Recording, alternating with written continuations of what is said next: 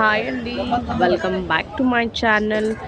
ఈ చేపల మార్కెట్ వచ్చేసి బెంగళూరులోన కేఆర్పురంలో ఉంది.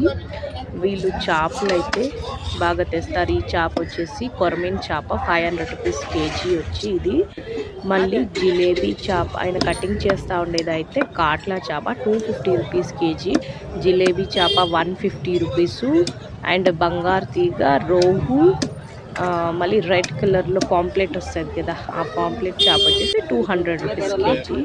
ఇక్కడ చేపలు ఇది చూడండి, బతికే ఉంది కొరమీను ఎలా ఉందో. అండ్